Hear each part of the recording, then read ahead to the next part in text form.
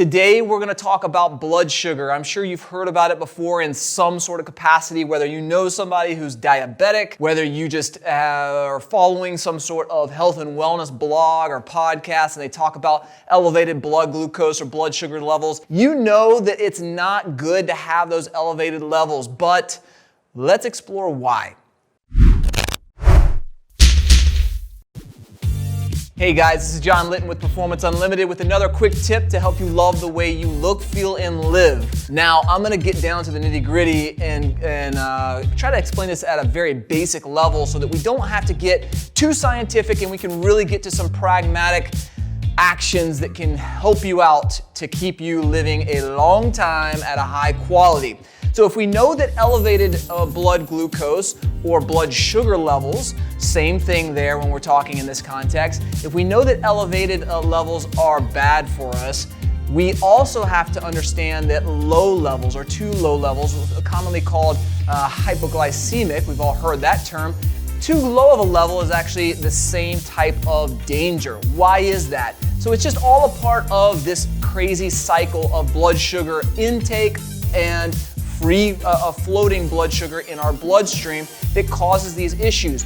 When you eat a meal, for instance, and you have a natural increase of blood sugar, in other words, your food is being broken down, typically carbohydrates, being broken down into your body actually breaks it into these sugars. These sugars are floating into your blood, and the body actually receives the signals that there's a ton of sugar floating in the blood. Those elevated signals actually are going to increase insulin. Insulin's going to push that blood sugar inside of our cells. The cells are going to use it for energy, hopefully, and we're going to be able to be back right into a nice, good homeostatic or neutral level. Well, this is where the danger comes in.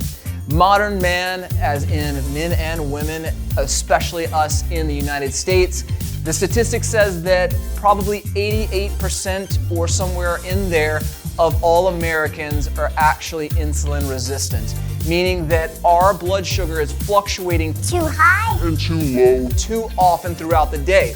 Probably because we have a real habit of eating two things. One, refined carbohydrates and sugar, and number two, the frequency is all day long. Remember the adage of eating 6 small meals a day to weight loss? Yeah, that's not the greatest thing ever because that continuously drives your blood sugar all over the place. So, back to the cycle. When we actually eat, blood sugar goes up, sometimes too high, pending what we're actually eating. Let's say we're eating that pastry, that good dessert that we all love. Throws it too high. What happens when it's too high? The insulin gets flooded into the system. Our body actually shoves that blood sugar right into our cells. Now it's actually low, potentially too low, and we're gonna throw cortisol or adrenaline into the mix to try to push that blood sugar back up to an even level. Well, what's the solution? In fact, let's actually rearrange kind of the argument behind, well, what's the problem with all of that?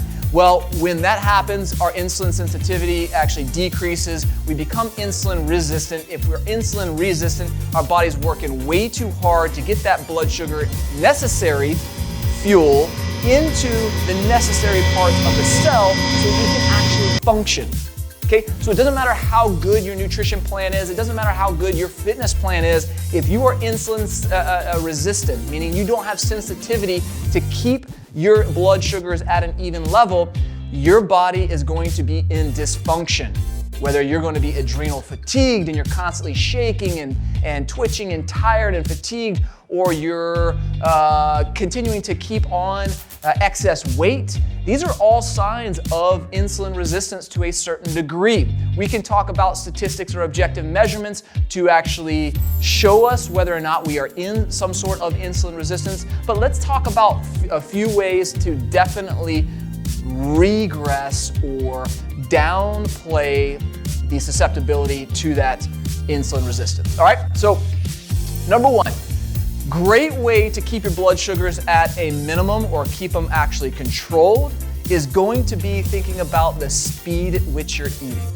Yes, we talk about it as it relates to weight loss, but ultimately that weight loss is so often coming from the insulin resistance and the fluctuations of our blood sugar. So the speed at which you're actually eating is going to dictate how we spike in this blood sugar. Let your body actually ease into the breakdown of the actual food into the molecules, one of those being glucose. The slower you eat, the more we progress and ease into that breakdown, the more our body can actually deal with it, the more neutral and level our blood sugar actually is. Got it? Number 2.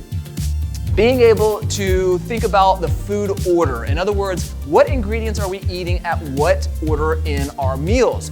So most often, if you can actually eat the protein and fat first, and studies show actually protein is gonna be your best bet. You eat that protein first before your carbohydrates, and we all know what carbs are, you're gonna have a much more level set of blood sugar and not have these big spikes that throw us off like I mentioned. So order of operation when it comes to the ingredients in your meal. The third thing I'll say is good old tried and true exercise. It doesn't have to be something hard or intensive. Just going out for a simple walk after a meal is going to keep those blood sugar levels at bay, not having those spikes and causing the problems. So simple action items, simple plans, being able to keep that blood sugar at bay, make sure that you're getting after it.